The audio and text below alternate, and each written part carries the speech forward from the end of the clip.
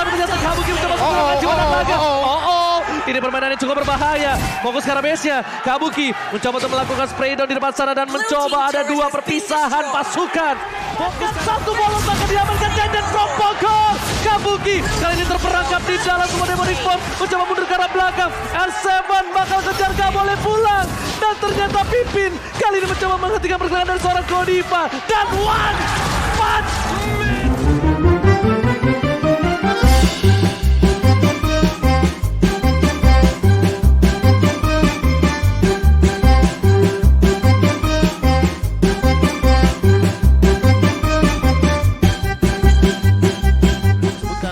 Popheus dan bahkan R7 makanya aku lihat kan bibirnya pas dia bilang Popheus. Nah, coba gue ngomong apa, Be?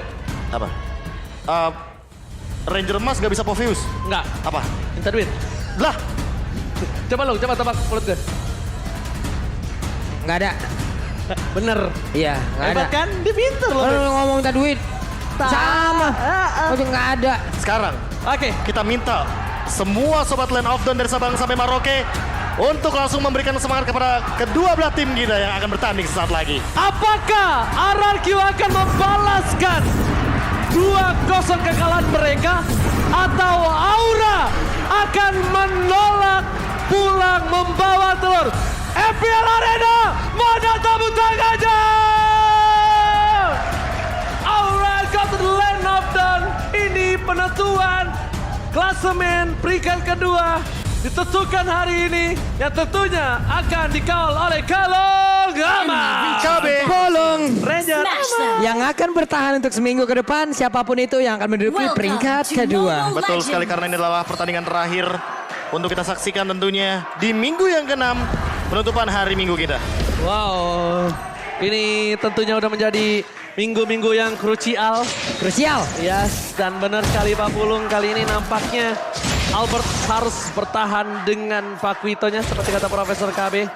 Karena posisi sebaliknya, Popheus ini akan mendapatkan impact yang cukup besar dalam team fight nanti. Ya, kalau kita ngomongin soal impact team fight sih Skylar yang paling unik ya. Dia menggunakan sebuah Purify jadi tidak akan bisa di The Way of Dragon. Oke, Pulung percaya kali ini dengan draft yang bikin dari Aura Fire, sedangkan seluruh caster sisanya menuju ke arah tim RRQ Hoshi. Apakah skema team fight-nya ya. ini skema semua menuju ke arah RRQ akibat Popheus? Popheus sih aku setuju. Popheus aku setuju karena ini adalah sebuah hero yang nantinya di dalam team fight tidak akan ada henti-hentinya untuk melakukan sebuah Demonic Force. Karena ini dash effect-nya banyak banget. High dengan Aemon dia bahkan men-trigger atau memicu efek Iya, itu. memang ini triggernya juga banyak. Hanya saja apabila nanti memang dia masuk ke dalam ini juga bisa menjadi sebuah trap. Tapi ada serangan dilakukan Albert sakit banget. Mau kepada 1-1. Facehugger ditukar oleh Albert. Tidak cukup adil, tapi ada duel Dragon yang cukup terlambat dari Flavi. Bahkan coba dipaksa masih ada pelikan dan R7 is coming. Belum ada Demonic Force. Flavi menjadi pilihan bersama dan flashback-nya. Oh, dibadanin. Wah, kalau menurut gua, Hai berhasil mendapatkan harta karun paling besar dari RRQ di early game. Betul. Dia menutup farmingan Albert. Dia berhasil membuat Albert kehilangan buff-buffnya. Dan dia berhasil membuat Albert team fight di turtle tanpa adanya buff tambahan. Ya, ditambah dengan power dari Aemon di sini. Kita tahu Endless Shard akan menjadi salah satu skill yang begitu mahal dan begitu menyakitkan ketika instan, apalagi dia ada di level yang kelima. Yes, tapi nampaknya kayaknya para pemain dari tim Aura Fire juga mereka tidak mau kehilangan momentum. Mereka lebih memilih untuk mengamankan para pembuat terlebih dahulu. Godiva masih level 3. Godiva belum bisa menginisiator dengan ada Arm of Ended yang dia miliki. Hai. Sedangkan Albert bersama dengan Hai sama-sama hanya memiliki satu buff yang sangat dibutuhkan oleh mereka masing-masing. Yang satu Parto, yang satu Orange. Tapi team fight kali ini akan coba didapatkan. Mencoba diusir permainan tim RRQ Hoshi memaksakan team fight. Real World Manipulation mencoba untuk secure. Posisi dari Hai dapatkan satu bar retribution. Dia amankan Albert. R7 to drone, namanya blast. Gak berhasil melakukan siapapun. Flavi, where are you going? Dan nampaknya R7 dive to dive. Wow. Dive to deep. Menyelam terlalu dalam, takutnya keselak karena gak ada nafas. Tapi Ben masuk ke dalam dan ternyata damage-nya terlalu satu poin tambahan. Godiva, where are you going? Apakah ada flicker? Tapi kali ini Godiva karena flicker. Dapat mendapatkan oleh Clay. Jaden from Pogor. Gak ada celah sama sekali untuk Aura barusan karena pertempurannya begitu baik. Bahkan Skylar pun mengambil peran utama yang banyak banget loh bro. Damage yang setuju. masuk semua. Apalagi kita tahu di sini lagi dan lagi ya. Aku sebutkan sekali lagi, Skylar bawa Purify. Itu Gak respect bisa di banget The ya. Way of Dragon, jadi gak bisa ditangkap tentunya oleh Fluffy. Dan hal tersebut yang nanti akan menjadi sebuah mara bahaya ketika Facehugger dan juga Godivanya di sini dengan emblem yang dia amankan, terutama menuju kepada cooldown reduction juga bagi Godiva. Oke, tapi ternyata Powernya sepress attack-nya gagal. Di-dodge. Di-dodge. Happy birthday-nya gak berhasil. Tapi Hai dengan satu buah Purify kali ini. Endless shot. Skylar ter-take down. Permainan yang luar biasa bagus. Trigger disiplin Hai.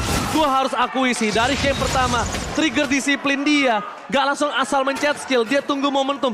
Itu bagus banget, Prof. Dia sabar banget. Improve yang udah terlalu jauh dari High, jujur. Buset, ini sendiriannya Fluffy di area tersebut loh. Ada 2 orang yang akan menghajar dia bisa-bisa, bahkan 3 untuk kali ini. Fluffy-nya mau pergi ke arah mana? Selamatkah dia karena satu lompatan dan Demonic Force pun sudah ke-trigger. Tapi tidak. Dengan Numpang lewat. Dan itu mendapatkan bonus yang luar biasa karena Purple Buff akan menghandle sedikit level dari High. Albert dia bakal sedikit lebih develop untuk levelnya. Oh my god, bukan hanya semua yang ditutup dari Aura, tapi ini keuntungan untuk individual R7.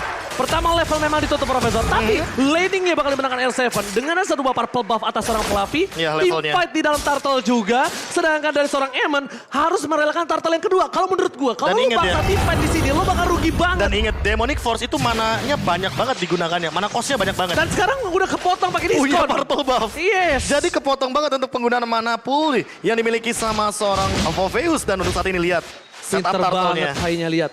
Hai-nya pinter banget dan menurut gue itu keputusan yang sangat Individual. tepat. Melepaskan turtle untuk sebuah purple buff atas seorang Albert. Keputusan Mengejar yang tepat. ketertinggalan individual yang sempat Itu kita tepat banget. mention sebelumnya dikarenakan Purple Buff-nya ini bakal diamankan oleh Kan R7. sekarang mereka melakukan trade loh bro. Coba lihat di bagian bawah. Mereka dapat satu objektif sebelum turtle ini sendiri hilang. Oke, tapi dua yang Dragon kali ini telah dikeluarkan. Fluffy kali ini masih ada satu buah flicker mengejar Fluffy, itu sama saja mengejar dia yang tidak suka sama kita. Sia-sia, tapi real world manipulation. Godiva berharga dengan plan. Hilang begitu saja. Tidak ada Godiva. Ini berbahaya banget untuk mid lane turret mereka. Mereka akan memaksa teamfight dan nampaknya memilih untuk disengage. Oh, ini agak cukup unik untuk RRQ Osi dengan memiliki keuntungan yang ada real world manipulation dan seluruh timnya berada di area mid lane, Prof. Iya, mungkin karena dia tahu bahwa untuk clear wave minion ini urusannya Aura Fire banyak banget. Kabuki ada di sana, Hunter Strike juga udah ready. Apalagi kita tahu High di sini dengan penggunaan Endless Shard-nya dia bisa targeting langsung ke arah beberapa pemain dari RRQ Hoshi. Clear wave minionnya Aura Fire lumayan punya jawabannya. Namun untuk RRQ Hoshi karena mereka terpaut di sini dengan Skylar dan juga Albert untuk clear wave minion, alhasil mereka nggak mau ambil resiko dan kali ini kayaknya bakalan team fight juga di area top lane. Oke, Demonic Force, again Godiva akan menjadi pilihan utama dan damage-nya terlalu sakit. Skylar, Dikasih last hit. last hit-nya dikasih ya. Tadi kalau soalnya satu hit terakhir dari R7 dilepas begitu aja. Dan bisa kita bilang, dari para pemain dari tim Aura Fire mereka kehilangan turret, tapi ini turretnya belum terlalu impactful karena di arah tengah yang cukup berbahaya. Albert memilih untuk mundur, knockout strike telah dikeluarkan, mencoba menyelamatkan satu buah mid turret. Dan bahkan mereka menjaga purple buff dari seorang Albert. RRQ Hoshi bermain dengan hati-hati karena mungkin ini yang harus digarisbawahi. Kabuki dan juga Eamon dari High ini benar-benar cannon glass banget. Glass cannon.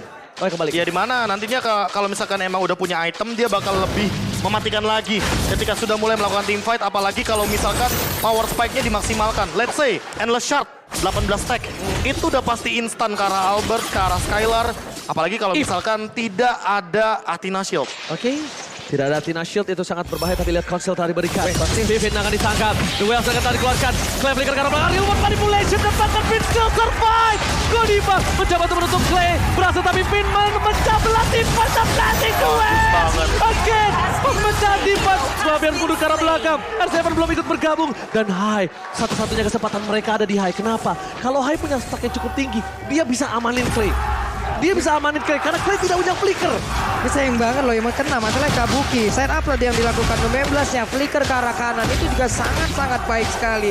Namun sebelumnya, kenapa yang ditendang adalah Lolita? Karena yang dapat. Yang dapat Clay-nya keluar Ada flicker. flicker. Clay-nya keluar flicker, real world manipulation sehingga ketika nanti Fluffy menggunakan flicker untuk kedua kalinya nggak ada. Lagi cooldown. Dan ini benar-benar sama seperti di game yang pertama. Skema teamfight-nya terlalu cepat. Betul. Intensitas teamfight-nya benar-benar tidak terhentikan di sini. Bentar, Konsil telah didapatkan. Ternyata target mereka bukan yang lain. Tapi lihat mereka mencoba untuk dive in ke arah sana dan tidak ada. Hola, tidak ada orang di sana. Bermain petak umpet di arah top lane. Nampaknya tidak menimbulkan efek yang cukup baik untuk arah Arkeoshi. Sedangkan tidak ada Konsil untuk beberapa detik ke depan. Dan Kabuki standby. Rena Rapatinya udah berhasil mengecek di mana keberadaan dari R7. Tapi itu tidak berimpact tinggi karena Kabuki sekarang dalam undergold. Iya, undergold dan juga hanya mendapatkan 2 assist.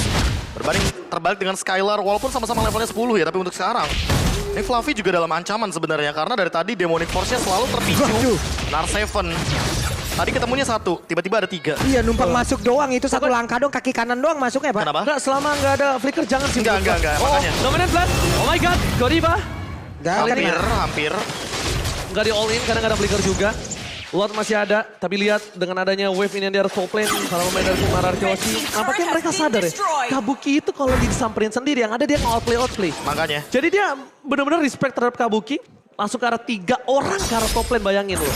Ya, skema permainannya di sini Facehugger yang dikasih makan sama Kabuki karena kita tahu untuk magical dan physical damage-nya cukup berimbang dari kedua hero ini. Dari Julian dan juga dari Beatrix-nya. Tapi mid lane Lihat immune R7 karena Demonic Force-nya masih nyala Endless Shard yang sia-sia. Itu dia masih nyala Profesor masalahnya. ini benar-benar Mas Valdi atau Mas Valid ini emang bahaya. Ini Mas Valdi memang valid nampaknya di sisi off laner. Tapi para pemain dari tim Arkeoshi, mereka walaupun sedang unggul tapi Aura Fire, gue suka dari Aura Fire adalah ketika dia tidak takut sama sekali dengan undercoat yang mereka miliki. Dia masih maju ke arah depan untuk memasang defense terhadap Arkeoshi. Ini masalah utamanya. Aemon, ketika ada Lord, dia bisa memicu untuk Endless Shard stack-nya biar lebih banyak. Tapi selama nantinya Lordnya ini masih dipegang kendalinya sama Arkeoshi, itu yang malah jadi bahaya menurutku. Dia nggak bisa nyari stack-nya di sana. Oke, Pak Pulung, lihat Lord dipegang Arkeoshi. Dan menurut gua Arkeoshi kali ini memiliki keuntungan dengan ada 2000 gold difference. Dari segi gold lane yang mungkin under. That's why Kabuki tetap dikasih laning terlebih dahulu sebelum team fight. Tapi akan bakal coba di-commit.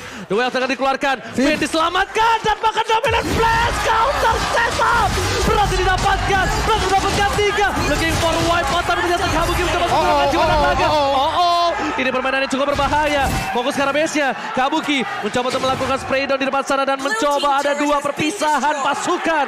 Fokus ke arah base turret dan juga fokus ke arah lordnya. Setidaknya ketika base turret tidak berhasil didapatkan, mereka sudah mencicil 1 buah lord. Dan ini akan Lord yang bergerak ke arah mid lane. Iya. Karena midnya sudah terbuka dari sekitar red yang ada di arah objektif depan dari Aura Fire. Inilah yang kita inginkan ya. Inilah yang ingin kita lihat dari Arkeoshi yang telah lama terpuruk. Yang telah lama terpuruk. Dan inilah yang ingin kita saksikan bersama-sama di mana mereka bangkit.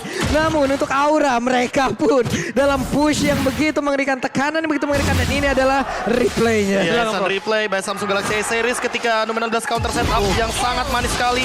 Dan itu langsung kena loh. Kena dari high-nya di ujung dari Numenal Blast. Sehingga hal tersebut membuat Finn jadi mendapatkan poin yang begitu mahal. Aura Fire gak boleh terwipe out seperti itu lagi. Gak boleh kehilangan 3. Dapatkan Skylar mencoba untuk pocket drive. Serap-serap Fluffy mencoba digeser. Microplay yang sangat baik. Tapi para pemain dari tim Arkeoshi nampaknya sadar. Aura Fire terlalu kuat. Tidak mau coba dipaksa untuk melakukan 1 buah pushing dengan Lord. Tapi memilih terhadap super minion. Atau ya jangan teamfight di high ground. Yes. Karena Aura Fire pinter untuk memanipulasi bagaimana teamfight di high ground. Mereka punya Kabuki. Win of Clear Nature. wave cepat. Win of Nature, jawaban. Ada Facehugger juga, Chain. Jadi menurutku di sini terlalu banyak source skill atau sumber-sumber skill yang bisa membatalkan Arkeoshi untuk masuk ke dalam high ground. Ajak aja teamfight di luar. Di Lord kah, di jungle kah? Ingat, ada Finn. Dengan Lolita, 1 kali pick 100% win rate. Numenal Blast di area gang dari jungle, ini bisa kena semuanya. Oke, tapi nampaknya ini para pemain dari tim Aura Fire mencoba untuk melakukan cek 1 kali 24 jam terhadap bus-bus mereka. Oke. Iya, agar ini bisa mengamankan posisi Aemon dan Kabuki tidak ada yang terpick off secara sia-sia. Karena walaupun dengan ada lot yang masih cukup jauh, ini laningnya tidak bisa di-push. Kabuki cuma punya 1 cara untuk menuju ke arah base dari tim Aura Fire, yaitu dari top lane. Tapi posisinya, map mereka gelap total, Profesor. Itu yang berbahaya. Dan sekarang untuk itemnya Skylar sudah selesai dengan Malefic Roar. Jadi makin lebih dalam lagi untuk memberikan sebuah attack penetration dalam bentuk fisikal. Dan kalau kita ngomongin soal Clay, dia punya Winter Truncheon. Jadi pahit-pahitnya kalau dia kena Fluffy dengan The Way of Dragon, dia pun masih ada escape mechanism di sini. 4 point kill, 4 assist, 0 death. Dari Deden from Bogor, ini membuktikan bahwa positioning yang dia miliki dengan hero high ground defender Yves, ini seolah-olah memang menjadi kode bahwa dia membutuhkan buff terhadap hero high ground di mid lane. Iya, cuman sekalinya ini juga dari Akeoshi mereka juga harus berhati-hati. Kenapa? Karena sekalinya ada pick off yang dilakukan oleh pemain dari Fire. Ini cukup cepat juga loh. Seluruh damage-nya udah memiliki item-item yang sangat dibutuhkan. Albert akan on the way ke arah Immortal sepertinya. Jadi lebih ke arah respect item. Dan kalau misalkan kita melihat dari Facehugger, dia kayaknya bakal menuju kepada satu Feather of Heaven. Bentar, ini nampaknya mereka bakal coba untuk ngebenerin laningnya dulu dari tim RRQ Hoshi. Aura Fire mencoba untuk dapetin celah kecil. Tapi problemnya adalah hanya ada 2 turret yang bisa Aura Fire sekarang saat ini. Lord telah muncul, udah di enhance, dan bahkan di sisi sebaliknya mencoba meng-pick off seorang R7 itu cukup berbahaya ketika banyak banget imun yang bakal dia dapatkan. Ya. Itu Bahkan cukup buat berbahaya. sekarang kalau misalnya kita melihat dari Skylar, dia memiliki banyak opsi. Dia bisa Blazing Duet, Jump in. Ice Queen One Frost. Oh, Ice Queen on R7. Oke, Fluffy to dive, tapi kali ini cukup berbahaya. Fluffy cancel. Dan bahkan bukan itu masalahnya. Kabuki berada di garis depan. Bahkan memberikan satu bolos bahkan diamankan Denden from Bogor. Kabuki kali ini terperangkap di dalam semua Demonic Force. Mencoba mundur ke arah belakang. R7 bakal kejar, gak boleh pulang. Dan ternyata Pipin kali ini mencoba menghentikan pergerakan dari seorang Godiva. Dan One Punch Man is real.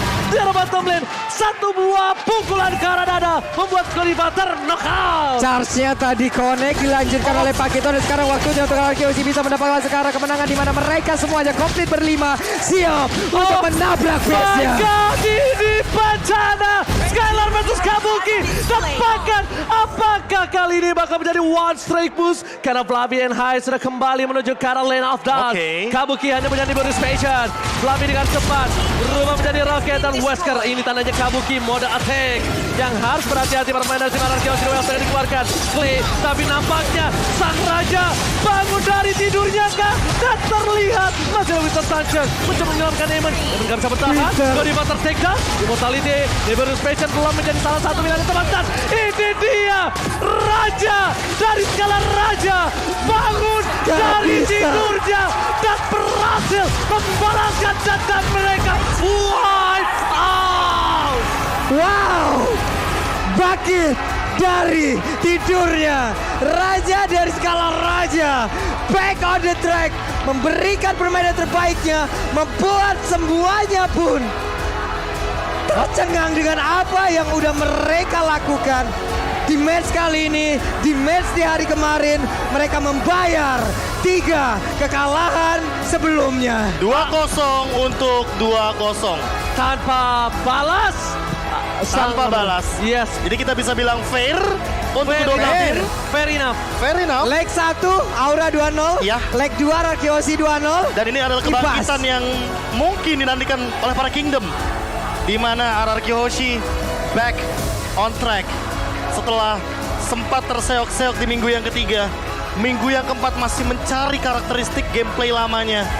Minggu yang kelima mulai bangkit namun ternyata masih bisa terjatuh. Dan minggu yang keenam mereka benar-benar bangkit total. Bangkit dan menarik sang naga yang sedang terbang ke udara untuk turun dan merasakan betapa kerasnya MPL Indonesia season yang ke-10. Hey, Onyx sepertinya juga harus berhati-hati. Onyx akan menjadi korban selanjutnya, bisa Karena saja. bisa saja Onyx lah yang selanjutnya akan ditarik oleh RRQ Hoshi di ujung puncak klasmen. Onyx harus lebih aware. Lihat betapa senangnya Skylar, betapa senangnya mereka yang Aku mulai. melihat leganya itu dari Viel. Yes. Coach Viel bener-bener kayak tadi lega banget. Karena beban yang mereka tanggung dengan 3 kali berturut-turut Benar. makan telur. Akhirnya mereka kali ini menyumbangkan Dan telur ini mereka. ada elaborasinya sepertinya. Ketika mereka sudah bilang bahwa kita nggak ngincer apa itu upper bracket, apa itu segala macam. Kita hajar aja. Gameplay, nothing tulus. Nothing tulus. Itu yang terpenting. Having fun di dalam Jangan line up. expect apapun Yes. sebelum kejadian. Dan mereka ternyata sudah membiarkan apapun yang terjadi. It is what it is. Mau menang, menang. Mau kalah, ya kalah. Setelah menjadi penjual telur, Sekarang akhirnya Membagi. memakan ataupun menjadi customer dari telur itu dimakan habis pokoknya semuanya. Boy, ini dia winning moment yang pasti ya persembahan dari Ana Shoulder. Tapi nanti kita akan melihat seperti apa efek kebahagiaan yang diberikan oleh pemain dari Araki Oshi dan juga Araki Kingdom di belakang kita. Mereka begitu bahagia dan gue yakin pendukung dari Araki Oshi di seluruh Indonesia dan seluruh dunia. Karena barusan kita mendapatkan info dari Jepang juga dari anak nobarnya.